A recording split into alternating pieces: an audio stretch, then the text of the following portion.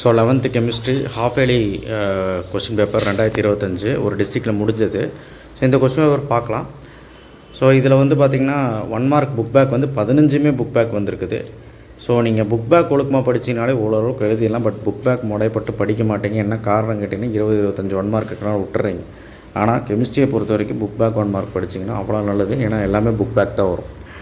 So அப்போ 2 marks எல்லாம் நம்ம நினச்சதெல்லாம் வந்திருக்கான்னு பாருங்கள். இந்த கொஸ்டின் பேப்பரில் இருக்கிறதையாவது ஒழுக்கமாக பார்த்துட்டு போங்க. அந்த சில கொஸ்டின்ஸும் நான் வாயில சொல்கிறேன், அதை பார்த்துக்கோங்க. டிஃபைன் டேர்ம் மோல், இதெல்லாம் ஃபஸ்ட் லெசனில் இந்த 6 கொஸ்டின் படிச்சுங்க. அதுதான் அது வந்திருக்கு. Heisenberg uncertainty principle very very important. Orbital அப்படின்னு ஒரு 2 மார்க்கும் அது படிச்சுருங்க. இதுவும் பார்த்துக்கோங்க. அதுக்கப்புறம் mathematical expression for compressibility factor, இது இம்பார்ட்டன்ட் தான்.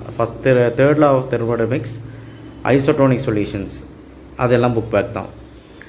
இது ஃபங்க்ஷனல் குரூப் கேட்டிருக்காங்க, இதுவும் புக் பேக் தான். எலக்ட்ரோஃபிலி நியூக்ளியோஃபிலி புக் பேக் தான். How many moles solid particles present in, அதாவது இந்த சம்மு ரொம்ப இம்பார்ட்டன்ட் பார்த்துக்கோங்க. மோலார் மாஸ் சம்மு கண்டிப்பாக வரும், ஃபஸ்ட் லெசனில் இருக்குது. ஐசோ எலக்ட்ரானிக் அயன்ஸ் வந்து என்ன, use of deuterium book back, Le Chatelier's principle book back, Lewis structure book back, entropy unit of entropy, preparation of DDT, BOD COD very very important. So reactions கேட்டிருக்காங்க பாருங்கள். அடுத்து empirical formula சம்மு, azimuthal quantum number, அதுக்கப்புறம் Pauling method. So நம்ம சொன்னது தான் வந்திருக்கு. அடுத்த 3 டைப்ஸ் ஆஃப் கோவலன்ட் ஹைட்ரேட்ஸ், இல்லைனா இது electron configuration, characteristics of Gibbs free energy, Raoult's law and van der Waals correction. இல்லை அப்படின்னா இங்கே அமோனியாவோட கேபிகேசி, புக் பேக்கோட அமோனியாவோட கேபிகேசி, ரிலேஷன் பிட்வீன் கேபிகேசியும் பார்த்துக்கோம். O2 molecule, N2 molecule, CO மாலிகுல்னு பார்த்தா ஒன்று எழுதிடலாம். அடுத்து ஐயூபேக் நேம், நான் சொல்லக்கூடிய புக் பேக் மட்டுமாவது பாருங்கள். கம்பேர் S1 S2 மெக்கானிசம் கண்டிப்பாக கேட்பாங்க. ஸோ இதுவுமே புக் பேக் தான். ஹக்குல் ரூலும் இதுவும் புக் பேக் தான். ஸோ ஹக்குல் ரூல் கண்டிப்பாக வரும். அண்ட் மார்கானிக் ரூலும் பார்த்துக்கோங்க.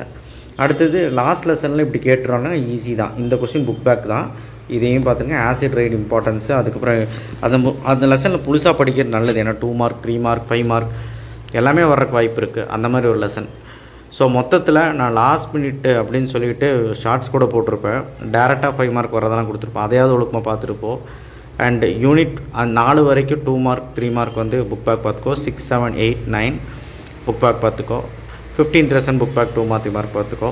அது எல்லாமே லாஸ்ட் டே நைட்டில் போட்டிருக்கேன். பிடிஎஃப் உங்களுக்கு கிடைக்கும். பிடிஎஃப் உங்களுக்கு கிடச்சிருக்கும். நீங்கள் வந்து பாருங்கள். தேங்க்யூ.